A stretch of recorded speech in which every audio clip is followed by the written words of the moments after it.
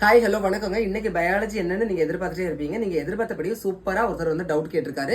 நேத்து வந்து ஹீமோஸ்டாசிஸ் நடத்தணும் பாத்தீங்களா, அதுல வந்து பிளட் கிளாட்டிங் எப்படி ஆகுது, அதனோட மெக்கானிசம் சொல்லுங்க அப்படின்னாங்க. கான்செப்ட் புரிஞ்சுக்கோங்க. என்ன அப்படின்னா, இப்ப நம்ம உடம்புல வந்து அடிபடுது, ஓகேவா, உடனே என்ன ஆகுது, ப்ளீட் ஆகுது. நம்மளுக்கு கண்டினியூ அப்படி ப்ளீட் ஆகிட்டே இருந்தா என்ன ஆகும், பிளட் லாஸ் ஆகி நம்ம சாகுற நிலைமைக்கு போயிருவோம். ஓகேவா, அது எல்லாத்தையும் ப்ரிவென்ட் பண்றதுக்கு தான் பிளட் வந்து கிளாட்டிங் மெக்கானிசம் நம்மளோட உடம்புல இருக்கு.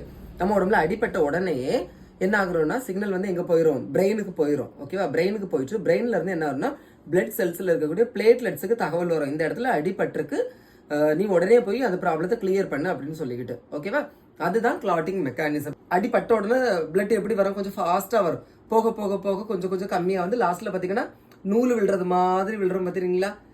ஓகேவா, ஸோ இந்த ஃபார்மேஷன் நடந்துருச்சு அப்படின்னா இங்க வந்து என்ன ஆகுது, பிளட் கிளாட் ஆயிருச்சு. ஸோ என்ன பிரச்சனை இல்லை அப்படிங்கிறது. அந்த மெக்கானிசம் எப்படின்னா, ஃபர்ஸ்ட் டேமேஜ் ஆகுது, டேமேஜ் ஆன உடனே என்ன ஆகுது, பிளேட்லெட்ஸுக்கு தகவல் போகுது.